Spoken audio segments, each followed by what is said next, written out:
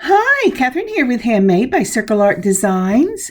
Well, today on my work table, I am working on an April Bargain Bead Box project. This will be April Showers Cloud Earrings. Aren't these just beautiful? I have to tell you, when I first opened this box, I went, I don't know what to do with all these. But as I sat and I studied on them, I just was inspired by all these wonderful little clouds that came in this box. So we will be using them in several projects. But our first project is April Showers Cloud Earrings with some lightning bolts in them. All right, let's turn our eyes to the mat. And as we turn our eyes to the mat, I see my Simply Grateful mat, and I truly am simply grateful. We have been having these April showers to be grateful for. Sometimes I go, oh, it's raining again. But then I am reminded to be simply grateful. Because what would it be like if it didn't rain? Would my flowers bloom? Would the butterflies be fluttering in my flower garden? I truly am simply grateful for these April showers.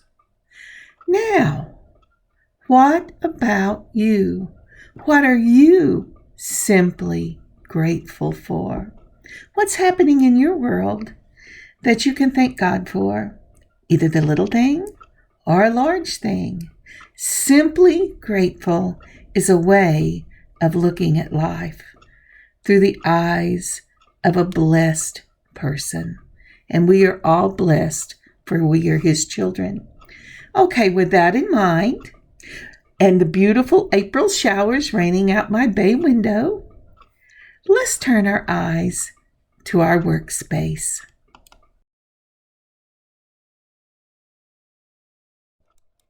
All right, I have my mat down right here, and I'm going to go ahead and put my pen in.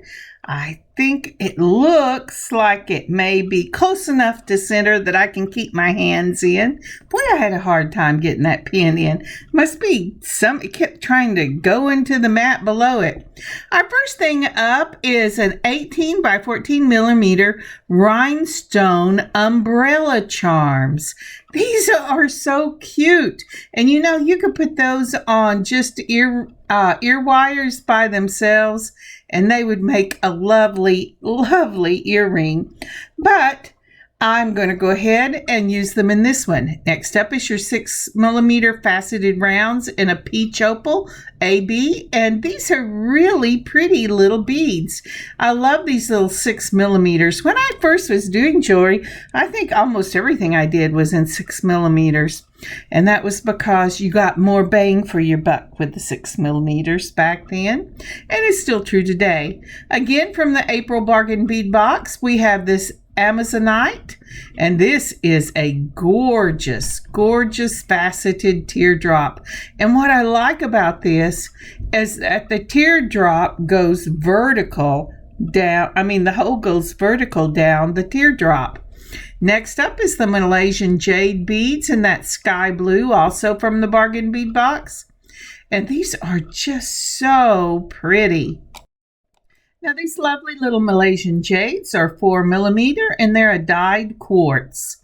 Again, from the Bargain Bead Box, this is the centerpiece for these earrings. This is the beautiful stainless steel clouds. Now, they call these pendants, but I am going to use them for the top of this dangle earring. Now, the one thing you should know, and you'll notice it in my pictures, is these love to take your fingerprints. They get little smears on them. I thought I had cleaned them off, and then without thinking, I adjusted them in the final pictures, and I got a big fingerprint on it again. But they're really very, very beautiful. Excuse me, I sneezed. I'll be right back. Rain comes the allergies and the runny nose. Now, these are the stainless steel charms that also came in the April Bargain bead box. And these are so neat. I just love them. And I'm going to use them as the ends of the dangles on this project. All right, let's see. What else do I need? Aren't those pretty? I love the way they catch the light. But every time you touch them, you leave a fingerprint. If you'll notice the kind of blue on that bottom cloud, that's my fingerprint reflecting. I'm going to go ahead and use some of the eye pens, and I am using these in a 2-inch. This is a 2-inch eye pen. And let's see, what else might I need? I think that's about it. I think I need to cut these things up and get them put out so that we have our palette ready to use. Aren't those beautiful? I just absolutely love those teardrops. Most times teardrops go in a horizontal plane across the bead, but this goes in a vertical. All right, so let's get started. I think I just said, let's get started. I am repeating myself. All right, let's take our eye pen and we're going to start out with an 11-0 seed bead. These are at crystal with a silver lining. Then we're going to put on that lovely teardrop, then the peach and the faceted bead, and then one of these gorgeous little 4 millimeters in the sky blue. I love stacking them on top of each other like that. And then I am going to put on 3 of my crystal silver lined 11-0 seed beads. These are check glass seed beads, and I think I picked these up at Hobby Lobby. I don't remember if I showed them to you or not. I think it was a last minute thing. Again, one of the 11-0s, then your teardrop, your peach, and your sky blue. And this time I'm going to put on 5 of the seed beads, just like that. When I do my dangles, I like to go up in 2s, unless I have a very long bead as your middle bead. And if I have a very long bead, I will go up in 3 or 4. It really depends on the length of the beads you're using. Again, we're doing the same thing with the 11-0, the teardrop, the peach, and the sky blue. Just like that. I'm going to spread this out just a little bit. And this time, since I did 5, I will do 7. This is a 6 dangle earring, so this is the longest of your dangles. We're going to do it just like that. I'm counting to make sure I didn't count over, and I did by 1. So you should have a 3, a 5, and a 7. Now you say, well, why do you do that? Well, right now they look kind of even, but if I put it down, when I put it on the earring, you will be able to tell. Now, through the magic of the video, I have done all of them. I backed off from the 7, then I went 5, and I went 3. I'm putting this across my looper through the hole. Make sure that the 11-0 butts up right against the jaws, mash it down, and you should have a nice little circle. I'm going to go ahead and close this circle up. I close it till it touches the wire. Then I take it at the very bottom of the circle and bring it back a little bit so it centers over your eye pin, and then close it up with my chain nose pliers. So let's go ahead and do that again, shall we? Now that I'm not talking so much. Across the jaws of the looper, just like that. Make sure that your loop on the side is in the same plane as the loop you're making. Mash the handles, bring it back just a little bit so that it makes a question mark. Then you're going to take your straight nose pliers. You're going to bring that wire down till it touches the eye pin. Put that right at the bottom, back it off just a little bit so that it will go over the top, the very center of your eye pin, and then close it up with your chain nose pliers. I really like to use the loopers because it gives me that nice little curve. After much practice, most of the times I can get that, but not all of the time. So one more time. I like to talk while we're doing this. I could speed it up, but it's a real quick little thing here. And again, it's just through the jaws, and you'll notice this time there are so many seed beads that I cannot get it through that circle, but that's okay. Mash your jaws, then back it off just a little bit, take it off. It should look like a question mark. Put it in your straight nose pliers. Go ahead and close it up by touching that wire. Then take at the bottom and move it back over the top of your eye pin and then close it up. Now, the reason you always bring it over the top of the eye pin is because if you allow it to either go to the right or to the left, that's the direction your dangle will hang. It will not hang centered. All right, and through the magic of video, I have got all of these done. Now see the way it's making the V now that I have all my circles up there? That's the way it's going to sit when I get these on. Now the question is, don't these look awful short?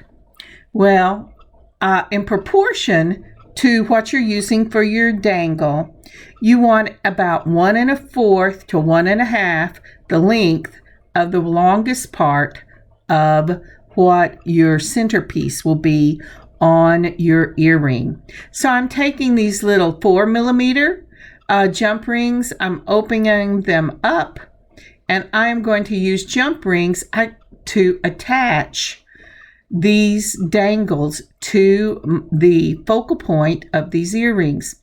Now the reason I'm not putting it straight on, if I had used my larger looper, which would have needed a longer eye pin, I could have just put them straight on, but they're really too small to be able to swing well. Now, I just flat dropped that. All right, let's see if we can't do that again. So, as I was saying, you're going to take and hold it between 2 chain nose pliers and put it on your focal, which is the cloud. Then you're going to add the smallest length of your dangles over to the first hole, and then you're going to close it up. Now these clouds are a little hard to get closed, and that's because they have that little wavy line that is a cloud. Clouds aren't flat on the bottom, they have curved loops on the bottom, and what that does, and it makes it a little hard to get these very small jump rings to go on. But the other thing is, I did not want to detract from the dangles themselves, and you'll see why in a moment. So again, we've opened up one of the jump rings. When you open jump rings, hold it steady between 2 chain nose pliers and only do one side.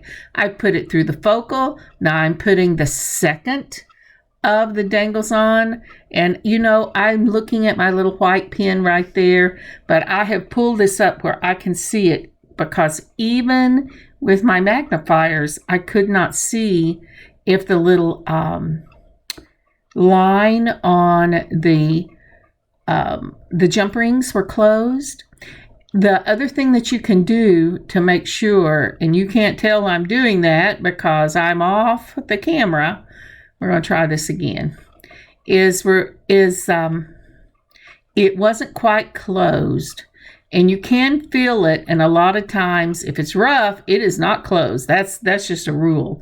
But sometimes I feel the wrong side, and I think it's not rough, so it must be closed. And then just like this one did, it was not closed. So it's very important to be able to make sure, even using the little 4mm jump rings, especially using the little 4mm jump rings, that this is closed, because the swing on it will pull it right off if it's not closed. And you think, oh, well, surely a little slit isn't going to matter. It matters. Trust me, you just saw that. Whenever I did it the second time, it was because I thought it was closed. I went to lay it down, and it popped off and laid right down on the mat. So again, between 2 chain nose pliers, and then I'm putting the jump ring in through this center. And one of the things I'm trying to do that I also have not mentioned that you might not know is make sure that you decide what is the back of your earring, and always put your jump rings on with the back up. That way, when you get this closed and you put it down, all your little jump rings will have the slits at the back and a solid round piece coming over. Does it matter? No. Does it look more professional? Absolutely. So make sure all your jump rings are facing to whatever you've decided the back is. All right, again, between two chain nose pliers, I twist only one wrist, hold the other side steady, put it on my focal first. See how it wants to go in the dent for the little round, but then you can't get it to close. All right, so I've got on that one, and we're going to twist one wrist, and we're going to get this closed. I'm saying, now there's got to be a better way to hold this. So let's see here. There you go. And looking, it's not quite closed. I'm going to bring it down a little more. It's okay to do a rocking motion, but if you're going to do a rocking motion, the same thing goes. Hold one side steady and just close with the other side. That way you don't weaken the wire. Jump rings has a tendency are not as strong a wire anyway as what you would do wire wrapping with. And so you don't want to weaken it in any way because you want these to last a long time. Okay, this is the final one, and it is the one that has the least amount of seed beads on it. Now, when I put this down, if I have done this and laid it out correctly, it should make a chevron. And there you go. Look at that. And it all depended on the beads at the top. When you're making chevrons, even if you're doing more than one or two, you only have to change your design at the top. All right, so now then we're going to add these lovely little lightning bolts. I am going to put lightning bolts on the first and second, and first and second and third and fourth. I said this was a 6. I'm sorry. It is a 5 dangle. You want your dangles, if you're doing chevrons, to always be in odd numbers. I personally always like my dangles in odd numbers because I don't like the flat look. I like it to come to a point, whether it's a point down or a reverse chevron. It doesn't matter. That's what I like. All right, so with this, isn't that pretty? Let's do one more because I was just talking right through that. Again, I am using the same size jump rings, opening it with one twist of the wrist, holding the other side steady so I don't put any stress on that jump ring. I'm going to put the jump ring right in the bottom of the eye pin. Make sure your eye pins are closed before you start working on your earrings. Then I am putting on the lightning bolt, and these lightning bolts have a particular zigzag to them, and if you put it on backwards, even though both sides could be front or back, your points won't show up in the right place. All right, so the next thing I'm going to do is, because every April shower needs an umbrella, and we have these beautiful rhinestone umbrellas, and this is going to really make the center of this earring stand out. So that's what I'm doing right here. I'm going ahead, I've opened up my jump ring with twisting only one side. I've put it on the eye pin, and now I'm putting on the umbrella. Now these umbrella charms are not reversible, so your umbrellas, if you got these in the bargain bead box for April, will be pointing the same direction, and that's okay. But just know, once you get this on, you have to make sure that you put the other one going the same direction on what you've classified as the front. Okay, one more time. We're going to put a jump ring on. We're going to add our lightning bolt and close it up, and we're going to do the same thing to the last one, and all these dangles will be finished. Now, one of the things you need to remember, and I said this when you were using the making your loops with the looper, make sure that your loop on the top is in the same plane. That means flat, laying down the same way as the one that came on the eye pin. Otherwise, your dangles, which it wouldn't matter except that you put on charms on the bottom and you want them all facing the same way, is that it wouldn't matter if you hadn't done that. But because you did, when you are making these earrings, you use your looper or turn your own loop. They all have to be in the same plane. If the top is in a vertical plane, the bottom has to be in a vertical plane. If the top is in a horizontal, the bottom has to be in a horizontal.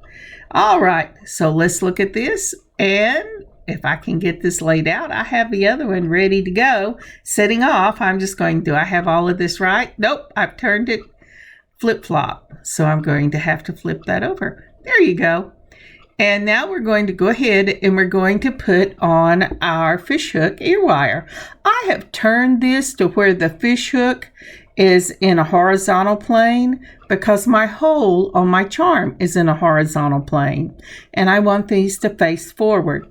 If you do not want them to face forward, if you want them to face to the side, just leave your fishhook in exactly the way it comes and it will hang to the side of your face as opposed to the front of your face.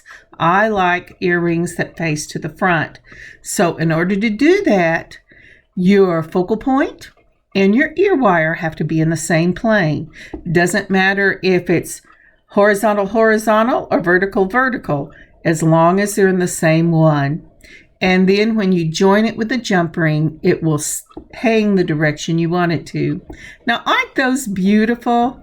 I just love these earrings. And I have to tell you, when I looked at all the stuff in there, I went, you know what? I don't think I've ever done anything with clouds. But here they are, and they are truly stunning. These are some fun, funky earrings, and they look really complicated.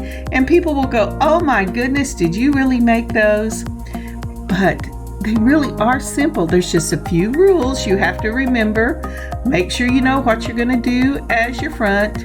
Make sure when you do your dangles, your loops are in the same plane. Make sure you add to the top whatever you're going to use, whether it's seed beads or other bead, so that you get that pretty little chevron look. And make sure that you do mirror sides with the center dangle being the longest. Okay, isn't that pretty? Oh, I just love these. I am putting these up in the shop, and I've been saying for quite a while I'm going to have a shop drop, but that just has not happened. One thing, these have fingerprints on them. I should have used gloves whenever I was getting ready to take the pictures, but I didn't, so you get fingerprints. And speaking of pictures, here are the pictures of these lovely April shower cloud dangle earrings. Aren't they beautiful? Thank you so much for joining me today. I have really loved being able to make these earrings, and I don't know if it's just a blessing or just happened to be the way it happened, but I finished these. I've got my umbrella at the bottom, the lightning and thunder that was happening on the end of them, and the sun has come out through my bay window. Isn't that awesome? God is so awesome. Thank you again for joining me. I will see you next week with another April Bargain Bead Box project, and look for the shorts over the weekend. God bless you. God keep you safe. And I will see you later. Kathryn, Handmade by Circle Art Designs. God bless y'all.